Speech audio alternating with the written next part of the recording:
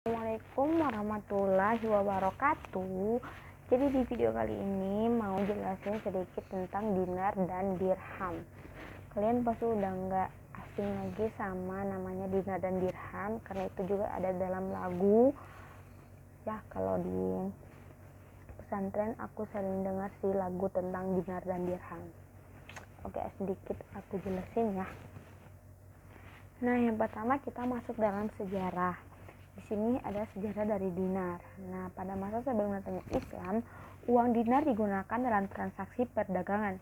Dinar dan dirham yang digunakan bangsa Arab pada saat itu tidak didasarkan nilai nominalnya, tetapi menurut beratnya, sebab dinar dan dirham tersebut hanya dianggap sebagai kepingan emas dan perak. Secara bahasa, dinar berasal dari kata denarus dari Romawi Timur, dan dirham berasal dari kata drachma atau dari kota Persia. Menurut hukum Islam, dinar yang dipergunakan adalah setara kurang lebih setara dengan 4,25 gram emas 22 karat dengan diameter 28 mm. Adapun dirham setara dengan 2,975 gram perak murni. Nah, dinar dan dirham dicetak pertama kali pada masa pemerintah Khalifah Abdul Malik bin Marwan. Ia mencetak dirham khusus bercorak Islam pada tahun 75 Hijriah atau 695 Masehi dan meninggalkan corak dirham Persia. Kemudian pada tahun 77 Hijriah, ia mencetak jurnal khusus bercorak Islam. Penggunaan dinar dan dirham berakhir pada runtuhnya Khalifah Islam Turki Utsmani pada tahun 1924. Nah, perkembangan mata uang dalam pemerintahan Islam.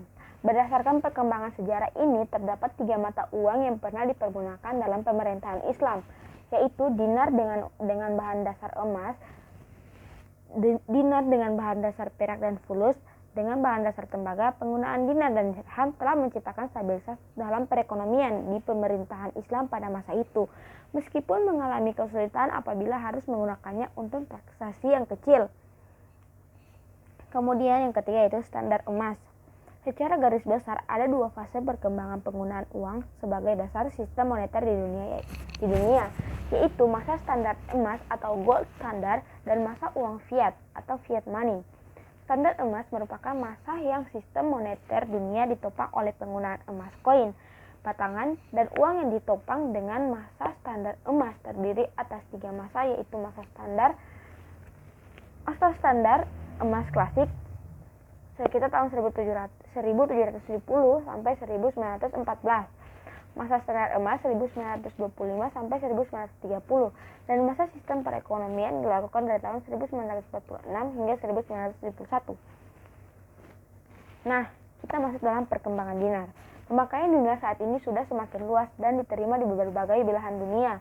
Di Indonesia telah ada 3 jenis koin dinar dengan satuan 1/2 dan 1/4 dinar yang diterbitkan oleh 4 Pamrakarsa, Islamic Mint Nusantara, Baitul Mal Muamalat, PP Logam Mulia, dan Kesultanan Ternate. Jumlah gerai untuk mendapatkannya pun telah semakin luas dengan dioperasikannya wakalah di Jogja, Gria Dinar, dan segera menyusul di Bandung. Secara internasional, sistem dinar juga sudah semakin mantap dengan memisahkan dirinya dari e-gold menjadi sistem yang mandiri dan biasanya di Labuan Malaysia. Oke guys, sekian dulu penjelasan tentang dinar dan dirham. Semoga kalian paham. I wish you are